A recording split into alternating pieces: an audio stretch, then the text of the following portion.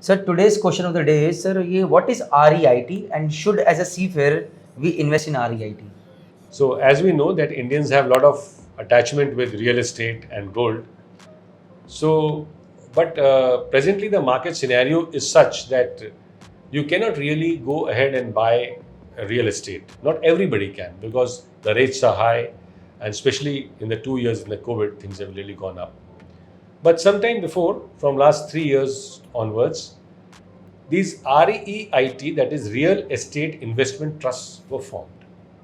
There are three companies in India who have launched these. So basically, they come out in form of shares. It is like a unit which is sold on the stock market. So when you purchase this, first is what the business these do. These three companies, they sometimes they have purchased the real estate, sometimes they have rented it out. So they have taken on lease and given it further on lease and are surviving on the rentals. So whatever the rental income comes, sometimes they give as dividend, sometimes they give as interest payback, depending which way it is. And the price, because they have sold it on the stock terminal, on the stock market, so it is sold as a share, so the value keeps changing. So if there is an appreciation in the share price, that is an additional benefit. But otherwise, whenever these companies are getting rental, some of them are distributing monthly, some of them are the paying back 6 monthly. So it is a nice way of getting diversifying and getting some return. That is one part of it. Second part of it is that how much returns you're getting. So these returns are actually little better than a bank FD, maybe 1 or 2%. If we talk in terms of NRE FDs, again, they don't really give that much return. And especially then again, a seafarer is branched off into the stock trading and all that. My basic focus is that a seafarer should, as far as possible, keep away from this trading account.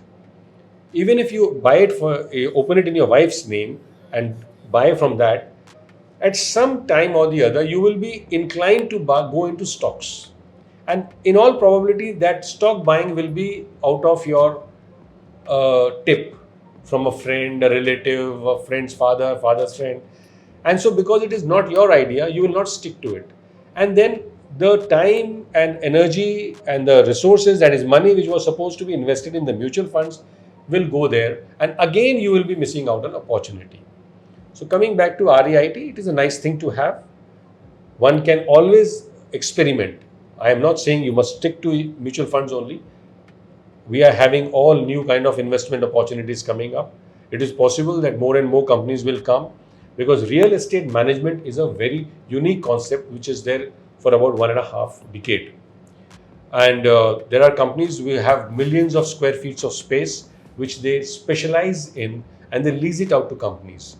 Because everything works on an outsourcing model now. Nobody likes to buy a house and buy an office and do everything. So these people give them all ready-made things and they take the rental.